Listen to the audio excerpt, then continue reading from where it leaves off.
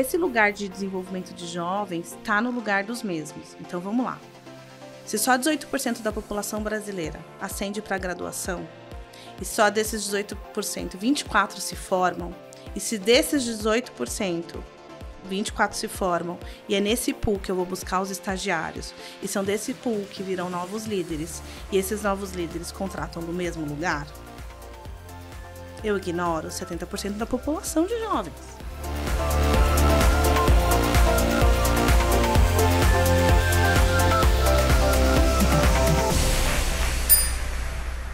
Oi, gente, estamos aqui em mais um episódio do Vira o Jogo e dessa vez consegui trazê-la, Daniela Faria, minha filha. Aquela hora que tem que colocar o... Aplausos! Que horror. Consegui trazer você aqui. Não, é verdade. Quanto tempo que eu tô sonhando com isso. Olha que coisa linda. Agendas. Ter você. Hã? Agendas. Ah, mas isso aí... Você até brincou comigo. Falou, senhor, eu estou ocupado. KKK. Eu falei, pô... Não, mas eu precisava ter você aqui, porque eu acho que o mundo tem que te ouvir, o mundo tem que te ver. E a gente já fez tanta coisa, foram tantas viradas de jogo. Mas eu não vou te apresentar, você vai falar da Dani. Tá bom. Tá, você fala um pouquinho quem é a Daniela Faria. Aliás, gente, até a gente já brincou que vai ser um podcast que não tem pauta. Olha que coisa louca, né? Como se a gente... Pois é, né? Perguntei ontem sobre o que vamos falar, sobre o que você quiser. O podcast é seu. O podcast é seu, tá completamente bom. Seu. Então, divirta-se, se apresenta pra gente então, poder começar. Então, vou começar. começar corrigindo meu nome, tá? Tô brincando, porque Daniela não dá, né? É muito sério. Só minha mãe chama assim, olhe muito lá. Não, pois é, chama de Dani. Dani. Então, quem sou eu? Acho que eu gosto de me apresentar por 2 lugares inicialmente. Eu acho que da onde eu vim e para onde eu fui. Então, eu sou a Dani, filha da Guilhermina, uma analfabeta funcional, que entendeu que a educação era essencial para poder virar o meu jogo. E trouxe educação para minha vida. E sou mãe do Henrique e da Bia, que, lindos. Coitados, lindos, concordo. Lindos. Mas 2 criaturas que herdaram uma mãe louca por uma educação perfeita, oriunda do que eu aprendi com a minha mãe. Então, sofrem aí os vestígios, né, dessa crença, de fato, de que a educação é um lugar que a gente pode fazer mudanças na vida dos indivíduos. Sou canceriana típica, eu gosto de falar isso porque isso acho que dita um pouco do meu perfil. Eu sou mais conectada com gente, já fui mais emotiva do que eu sou hoje. Eu acho que com o tempo eu fui ouvindo as minhas falas e as minhas histórias e conseguindo falar isso sem chorar, sem me emocionar. E tô um pouco mais dura do que eu gostaria de que eu ficasse, eu acho. Mas acho que a vida leva a gente pra esse lugar, a gente amadurece. Mas sigo sendo uma canceriana típica. Aquela figurinha do Garfield amassando a geladeira, sou eu, assim, sabe? Minha casa, meu lugar. O Garfield tem uma certa similaridade com a gente, eu acho que... Não, e você é muito igual ao Michel, não tô meu filho mais muito velho. Não, vamos pular essa parte, a gente pula. Vamos pular, a gente já combinou, né? O Juscelino tá aí, nós já combinamos, muito Photoshop, muita coisa. Isso, vou até sentar direito, pra não muito ficar... assim, esse é meu lado melhor, tal, não sei o quê. Mas que bom que você tá aqui, e a gente vai falar sobre várias coisas diferentes, tal, não sei o quê. E a tua trajetória, filha? Como é que começou essa loucura toda? Porque a gente se conheceu em um lugar, depois fomos pra um outro lugar, depois um terceiro. Aí você que conta. Muito doido, né? A gente se conheceu na FAP, por isso que eu botei o panda aqui, ó. A gente se conheceu pela educação, né? Pela educação, na FAP, eu dava aula na FAP, lembra? Então, na pós... O pirulito, o pirocópito. Devia ter trazido. Tinha um pirocópito, né? Tinha. Depois eu vou postar aqui, porque tem galera que fala, não tem a menor ideia que é isso. Não posta, que vai entregar na cidade. Não vou postar, não vamos. É cringe, né? Não, como é? O quê? Quando é da moda, mas não é antigo, tem um nome aí. Isso é pro Fernando. Depois a gente pergunta pra ele, não? Vamos lá. Eu, na verdade, sou formada em comunicação. Tá. E eu caí em RH um pouco por acaso ou não, né? O meu primeiro emprego foi no varejo, acho que daí vem um pouco a minha paixão pelo varejo. Então, quem conhece a minha história sabe que eu, durante muito tempo da minha carreira, estive no varejo. E o meu primeiro emprego foi uma operadora de caixa numa loja. E eu juro que eu não queria estar lá, assim, eu chorava todo domingo, porque eu falava, não é justo só eu acordar para trabalhar no domingo enquanto todo mundo fica dormindo. Mas eu entendia que eu precisava fazer aquele movimento para ter grana e para conseguir dar um próximo passo, que era fazer uma faculdade, um cursinho, enfim. Por sorte ou não, eu gosto de sorte, mas acho que muito da sorte a gente cava. Eu, em pouco tempo, fui convidada para fazer parte do corporativo daquela empresa, que é uma empresa que eu levo pro coração, assim, foi a minha escola. E por acaso, na área de educação. Eu nunca tinha tido um computador em casa, então a vaga pedia que conseguisse mexer no computador. Eu falei, não, mas eu aprendo. Me ensina que eu aprendo, eu juro que eu aprendo rápido. Eu não tive porque eu não tinha grana, mas eu aprendo rápido. E aí eu entrei na área de educação como assistente da área de educação, e ali a gente fez uma trajetória legal. Até que eu entrei na faculdade e bateu o faniquito, né? Eu brinco, eu tenho que atuar na minha área, eu tenho que atuar na minha área, eu tenho que atuar na minha área. E a gente vai lá e pede demissão para atuar na área. Mas foi um movimento de carreira importante, assim, pra gente entender que a gente tem um valor, assim. Sim. Eu demorei muito para entender que a gente tem um valor. E que tá tudo bem ter esse valor. Sim. Então, acho que ali foi a minha primeira burrada, assim. Eu fui por um valor muito legal e aí me chamaram de volta por um valor quase igual e eu voltei. Eu falei, puta, minha primeira negociação profissional péssima na vida foi essa. Mas não porque eu tava conectada com o que eu queria, com o meu coração, e eu era muito feliz. Eu botei aqui uma coisinha pequena, paixão pelo que faz. Eu tenho muita. Lógico. Olha teu olho brilhando. Você sempre teve muita. Sempre. Por isso você tem que estar aqui. Por isso você tem que mostrar um pouquinho pro mundo o que é ser apaixonada pelo que faz. Eu sou um apaixonado pelo que eu faço. Né? Então, acho que isso é importante. Acho que hoje o mundo está muito indo para um lado e vamos trazer eles para cá, Dani. Vamos, né? Vamos não dá para fazer escolhas, né, que sejam só racionais nesse lugar de trabalho. A gente precisa ter escolhas que estejam conectadas com o que a gente acredita, né? Enfim, aí eu voltei, fiz uma trajetória muito legal, voltei ganhando negociação burra, assim, mas depois valeu muito a pena, tá tudo bem. E voltei e construí uma carreira nessa empresa. E me apaixonei pela área de educação, mas consegui também fazer um pouco do que eu tinha estudado. Sou formada em comunicação, então consegui ali navegar na área de comunicação, mas sempre dentro de RH. E aí, numa virada de jogo da vida, eu tive que mudar de cidade. Eu casei e fui para uma outra cidade. E lá, o mercado de trabalho era um pouco menor. Eu não tinha uma área de comunicação para chamar de minha, então eu voltei para a área de educação e nunca mais saí. E eu digo que foi muito legal essa passagem, porque eu consegui trazer tudo de comunicação, que é o brinco, que é o belo, que é o bonito, que é o que a gente tem que fazer bem feito para o outro, para dentro da área de educação. E aí minha trajetória caminhou, trabalhei em algumas empresas no Sul, depois caí de volta para São Paulo, e ali eu fiz uma escolha. Eu falei, agora eu vou trabalhar onde eu quero trabalhar, óbvio, né? Numa escolha entre aspas, assim. Mas eu tinha 3 opções na mesa e fui para uma opção que não era que me dava mais dinheiro, não era que talvez me desse o melhor alavanca de carreira, mas era que eu podia impactar maior número de gente, assim. Então, essa foi minha escolha quando eu fui para um grupo de varejo grande, assim. Como é que eu posso impactar as pessoas que saíram do mesmo lugar que eu estava? Então, se alguém me olhou lá e me identificou, como é que eu volto e ajudo alguém a identificar aquelas milhares de pessoas que têm como oportunidade uma operação de um caixa que é super relevante, né? Uma função que a gente precisa valorizar. E aí fiz uma carreira que eu acho, me orgulho muito, uma alavanca de carreira legal. E cheguei onde eu tô hoje, né? Que é um cargo que eu nunca imaginei. Se você perguntar, você imaginava um dia ser gerente executiva de uma empresa gigante? Não imaginava. E as coisas foram acontecendo de forma muito natural e muito prazerosa. Mas a gente te imaginava.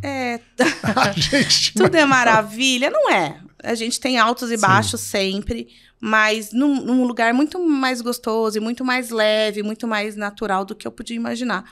E eu não sei quais são os próximos passos. Todo mundo me pergunta para onde você quer ir. Eu brinco, para onde essa paixão me levar, esse propósito me guiar, onde eu puder contribuir e ganhar dinheiro. Agora eu aprendi a ganhar dinheiro, eu também quero ganhar dinheiro. Eu acho ótimo. Não é? Não, sabe por que eu acho ótimo? Porque o mundo inteiro acha que ganhar dinheiro é pecado. E não é. E não é. Não dividir o que ganha é o pecado. É isso. Agora, ganhar dinheiro, galera, tem que ganhar muito. Tem. Sabe? Educação tem que educar muito. A gente tem um lugar de virada, né? Tem, então, não tem. E eu brinco ganhar dinheiro, mas é isso, assim, tem um valor o que a gente faz, sim, né? É diferente de preço. É diferente de preço. Esse eu tava falando com o Juscelino hoje. Exatamente isso. Porque as pessoas ganham, mas o que faz com isso? Então, a gente tem que ensinar. A gente tem que ensinar. Então, olha, você começa assim, você começa assado, você começa... Vai por aqui, vai por ali. Ninguém sai da faculdade de CEO, é bom lembrar, né? Mas eu ouvi uma história muito legal, que um filho chegou pro pai e tava rodando na internet e tal, e falou, pai, meu brinquedo quebrou. O pai falou, quebrou? Então ele pegou o brinquedo e jogou no lixo. Aí o moleque falou, como assim? Ele falou, não tá quebrado? Aí, não, pá, não sei o quê. Conversa vai, conversa vem. Ele olhou e falou, quer consertar?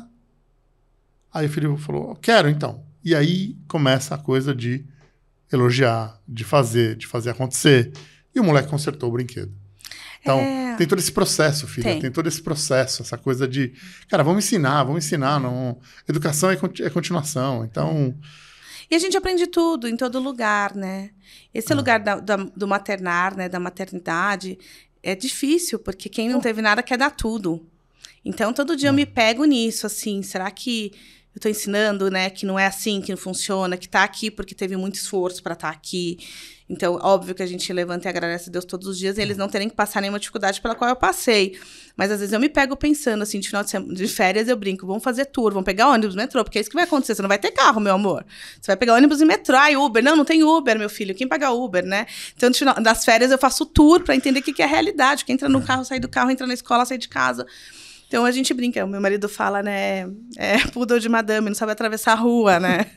E às vezes a gente fala, putz, temos que ensinar a atravessar a rua. Então, esse ano foi um ano em que o Henrique abriu um pouco. Falei, olha, você fez uma escolha de escola, a escolha é sua, a responsabilidade é sua, o ir e vir é seu. Depois você manda a foto, a gente vai colocar a foto deles, pode ser? Pode. A Bia me mata, mas o que eu posso? São lindos, para. Mas é isso, é um pouco de como a gente gera autonomia nessa geração, né? E gera responsabilidade pelo aprendizado dele. Então, esse ano a gente está aqui numa tensão, mudou de escola, estamos aqui. O Henrique optou fazer o quê? Então, medicina, Uau! veja bem. Uau! O Henrique, desde os 4, o Henrique disse que quer ser médico, mas eu sempre acho que a escolha dele está ligada ao cuidar do outro.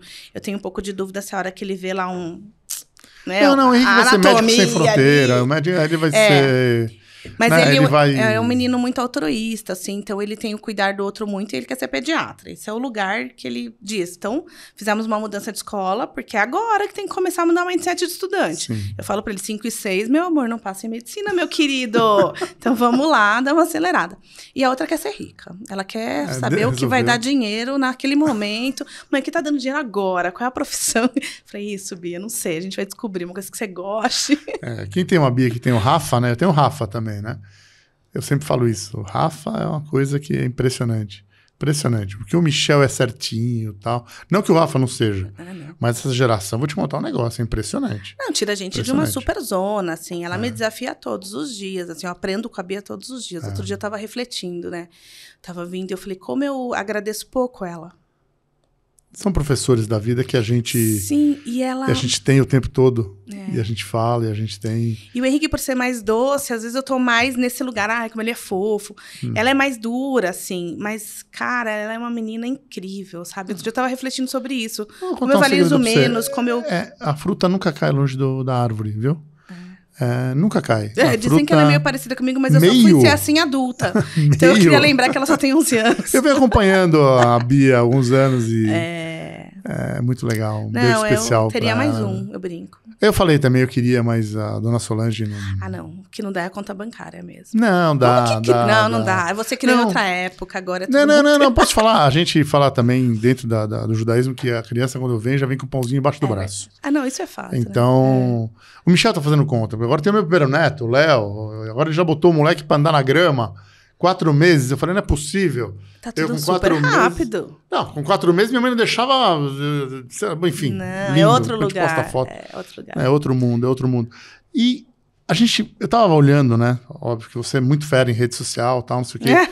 Mas tem uma palavrinha ali que eu achei que tem muito a tua cara, que é coragem. Ali tava uma coisa que explica pra gente, Dani, como a gente tem coragem. Como a gente faz pra ter coragem. Tendo medo. Tendo medo.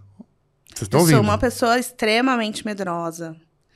De tudo. Desde o bicho, que eu não mato, e chamo alguém pra matar a barata, até o escuro, até a noite. Então, eu sou uma pessoa que tem medo.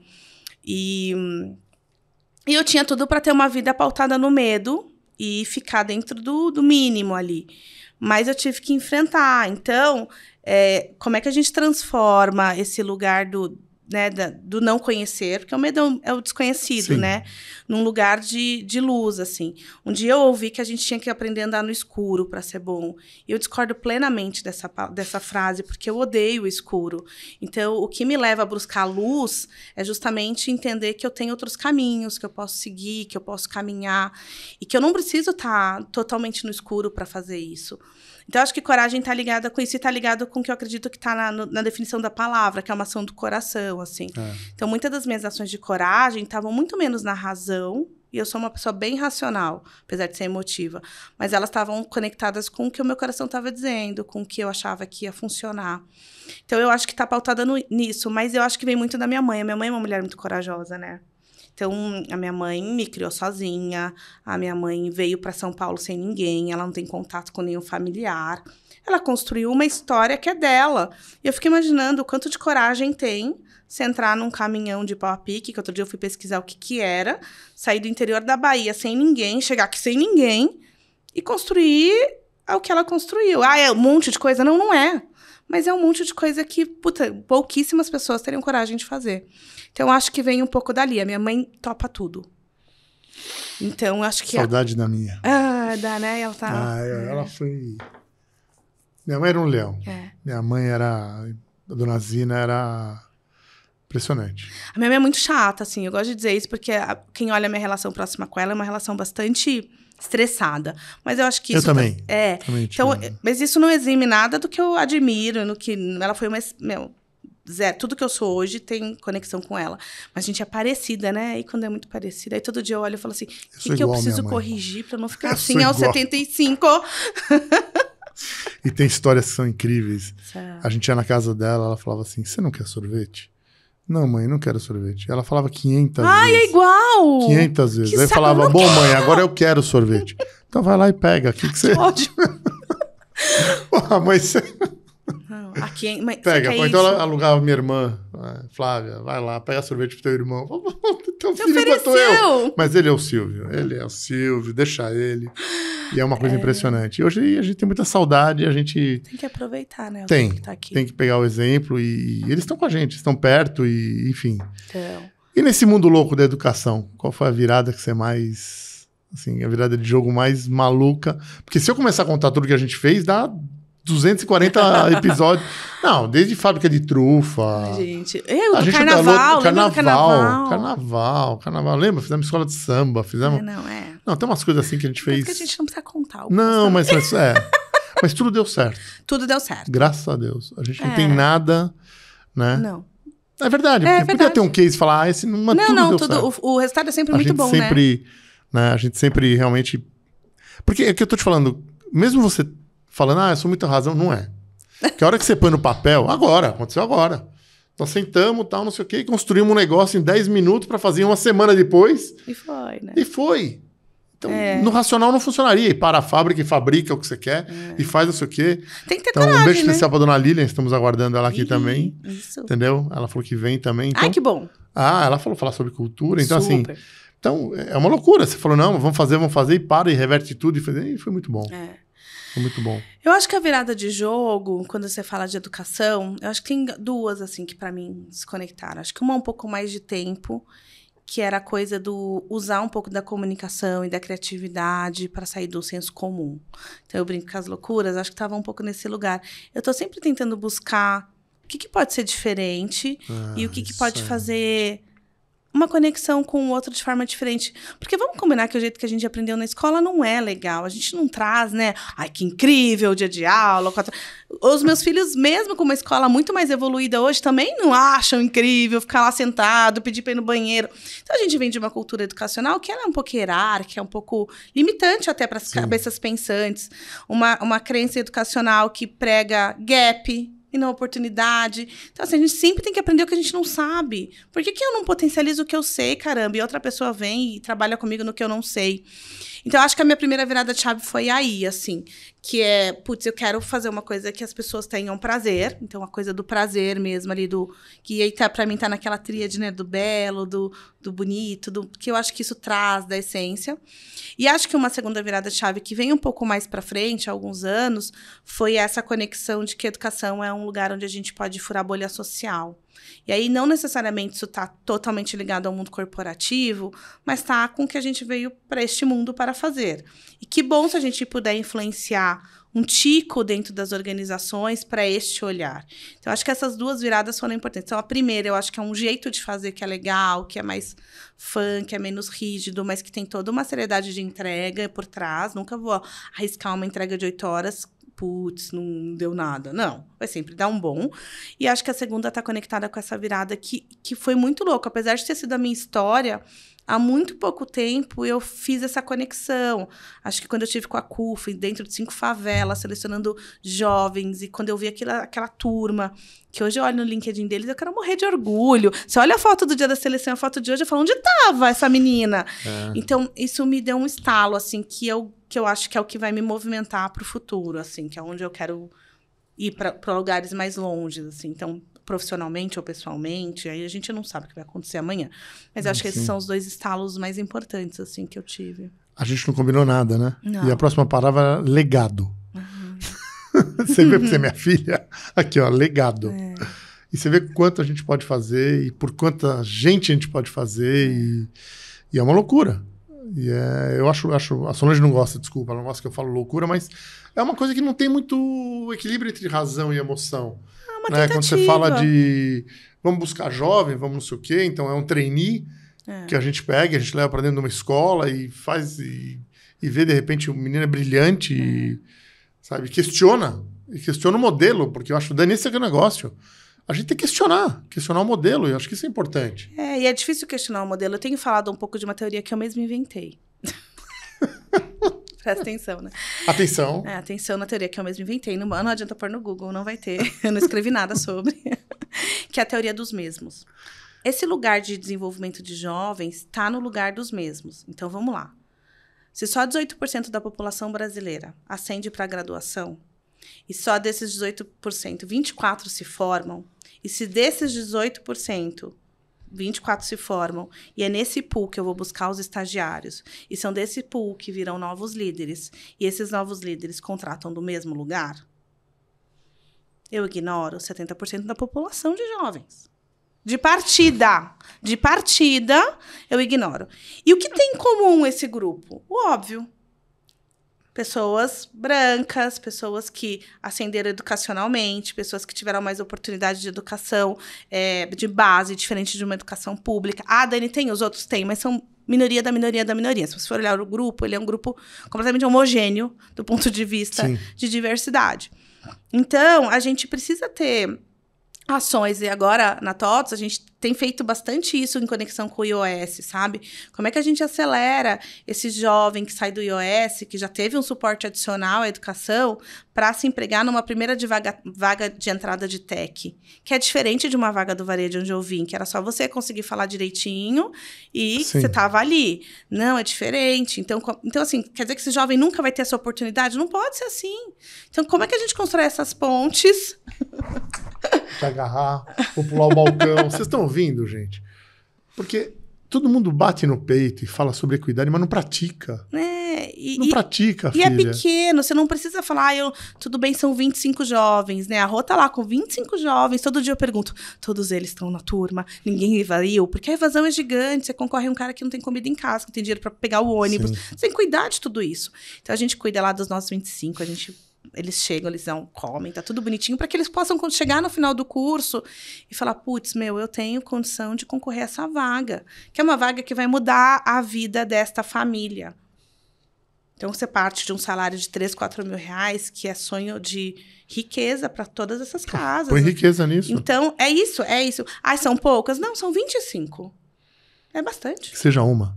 Então, eu acho que é esse lugar, assim, de legado que a gente tem que deixar. Exato. Aí eu fiquei 10 anos na minha última organização, com orgulho imenso de tudo que eu fiz, do legado que eu deixei. Se as pessoas que deram sequência a esse legado usufruem ou não tem problema. Eu acho que tem uma história construída, né? É o quanto a gente se conecta com o que a gente está fazendo. Então, eu acho que legado tem a ver com isso. Assim, que histórias eu vou contar?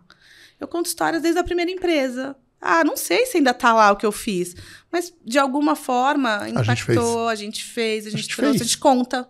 Vira uma história para contar, e se é uma história para contar, influencia alguém. Então, eu acho que legado tem essa conexão, assim. Se isso te deixa feliz, várias vezes eu vou no varejo e encontro com gente que fala assim, foi você que montou um carrinho comigo? E um aviãozinho, e não sei o quê, e blá, blá, blá. Eu falei, por acaso sou eu mesmo. Sou eu. Mas... E a Dani estava do meu lado. Histórias que você deixa para contar. Mas né? eu te falo, a Su tá casada comigo há 23 anos. Uhum. E tem coisa que eu conto, ela fala, não é possível. Outra história que eu não conheço, eu falei, mas a vida é feita de histórias. Porque eu quis trazer você aqui para mostrar para essa galera que nós temos que ter uma história. A gente tá acostumado a ler a história dos outros e a nossa história. Quando que a gente vai escrever? Quando que alguém vai ler?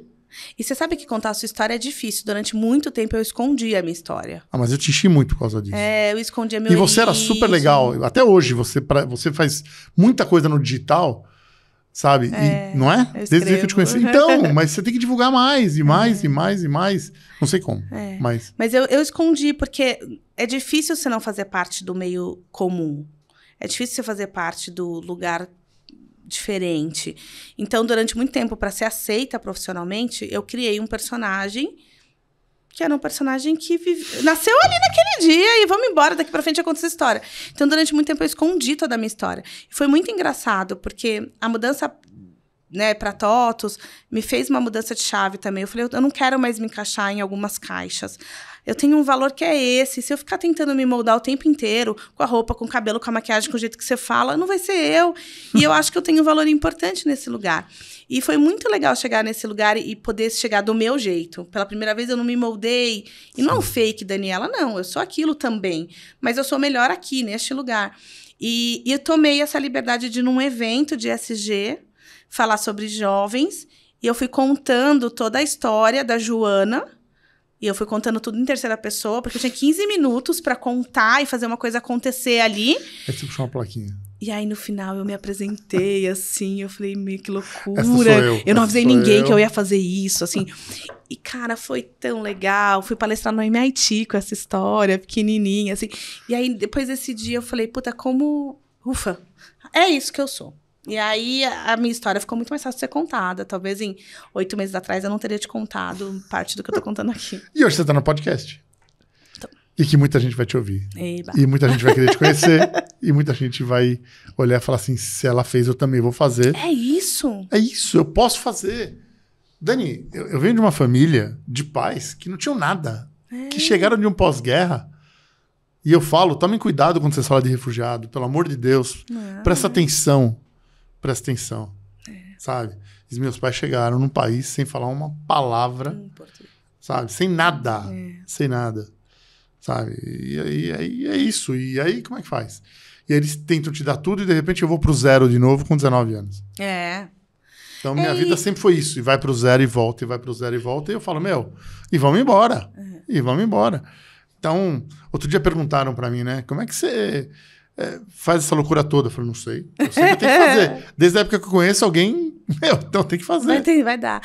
Mas é isso, é esse lugar de reconhecer o outro, né? A gente tem falado, graças a Deus, os últimos anos têm sido anos de pautas à tona, eu brinco, né?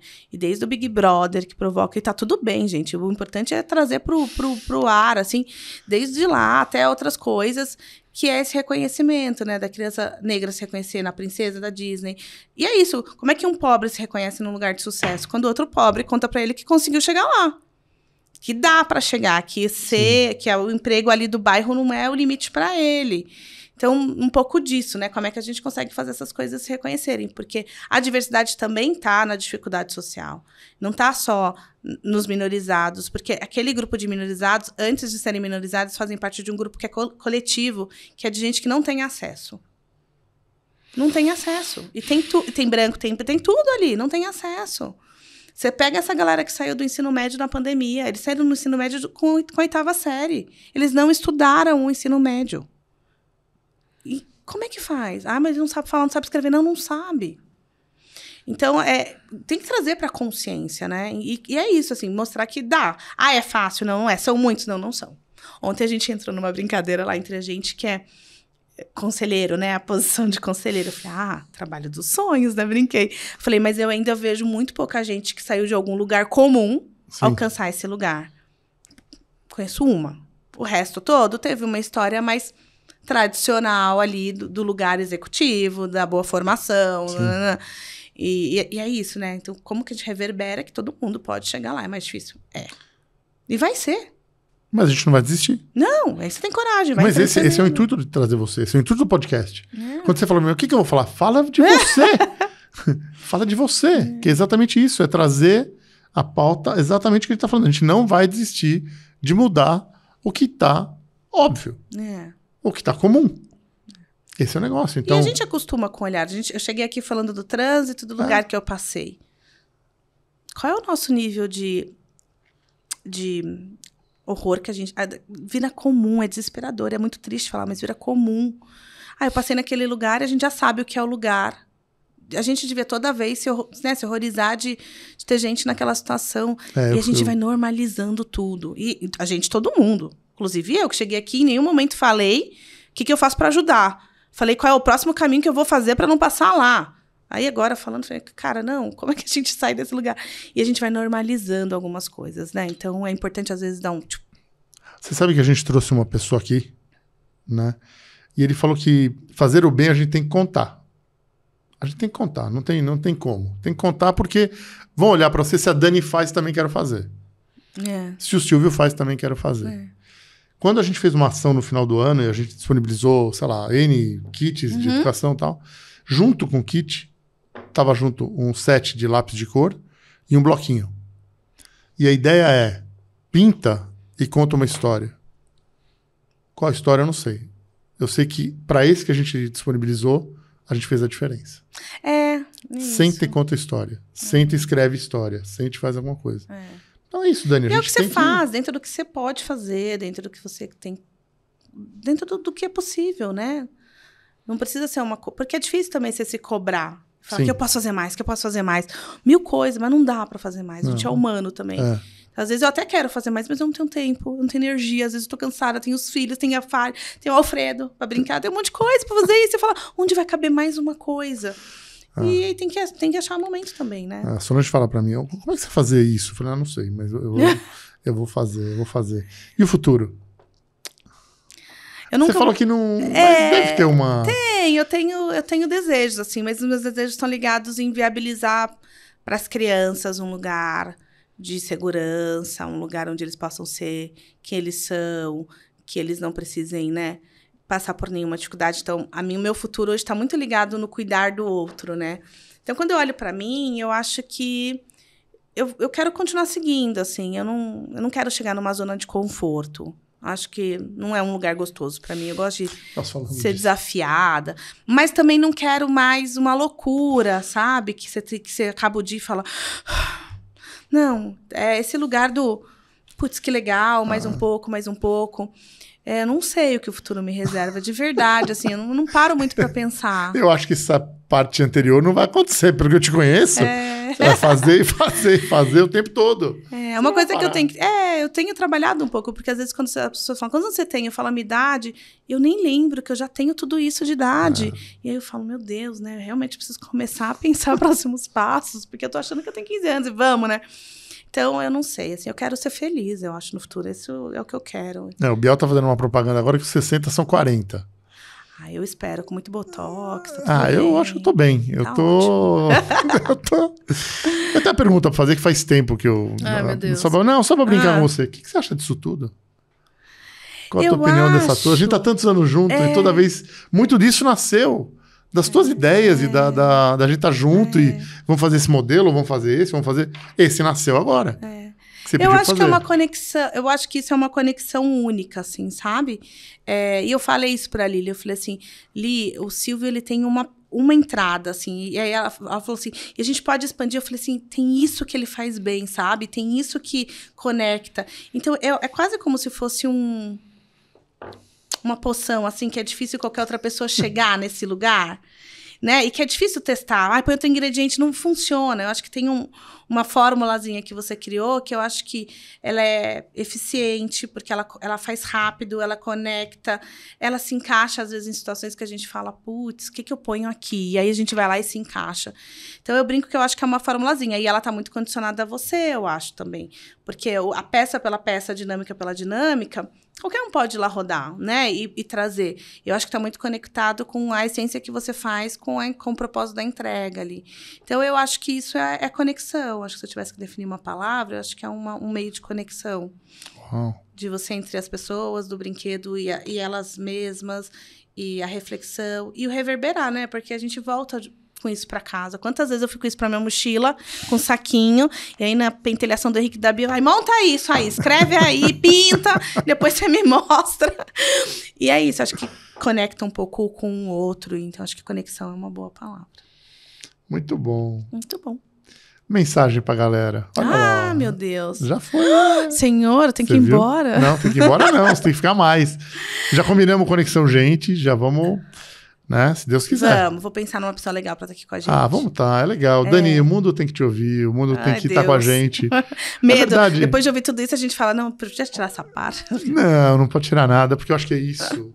Como o mundo tem que ser você, e eu tô te falando faz anos que a gente se conhece, você te chamo de filha com muito orgulho, porque eu acho que o mundo precisa de Dani, com todo respeito, sabe? Chega de tanto preconceito, chega de tanta... Quem dá, só a gente fala, nossa, quem dá a gente o direito ao julgamento? Ninguém. Né? Sacou? Ninguém. Mas inevitavelmente a gente julga. Então eu acho que o mais importante, e acho que esse é o meu recado, então, acho que o mais importante é a gente saber que a gente está nesse lugar. E a gente aprender a como sair dele. Eu aprendi tanto nos últimos anos sobre diversidade, eu estive tão envolvida em projetos pesados e densos nesse tema, mas eu aprendi tanto, e todo dia eu olho e falo, eu falei alguma coisa errada? Porque é sobre isso. Então, acho que o meu recado aqui é aprenda, reaprenda, desaprenda. Tem coisa que eu não queria nem ter aprendido, gente.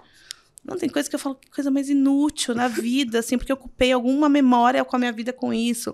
Então, desapega de algumas coisas e o aprendizado está onde a gente menos espera. Então, eu acho que é na simplicidade da fala, na escuta de uma história, em conteúdos profundos e robustos, mas que tem a ver com o que você faz, com o que você gosta, e menos com o que o mundo quer que você aprenda. Quantas vezes eu li sobre temas que eu lia e falava, por que eu tô lendo isso mesmo? Porque eu tenho que saber. Então tá, mas no fim do dia você sabe o quê? Falar da manchete. Porque você não vai, né, se conectar com aquilo. Então, eu acho que é menos gap, mais oportunidade e coragem para encarar. Eu tenho falado vários não seis. Meu marido um dia falou assim, para de falar que você não sabe as coisas, daqui a pouco vão achar que você não pode estar onde você tá. Eu falei, não, é que eu tenho coisas que eu não sei. Ele, não, você sabe? Eu falei, não, eu não sei. Deixa eu te contar, eu não sei. Eu preciso que alguém me ensine, eu preciso fazer aula, eu preciso de uma mentoria. Tem coisas que eu não sei.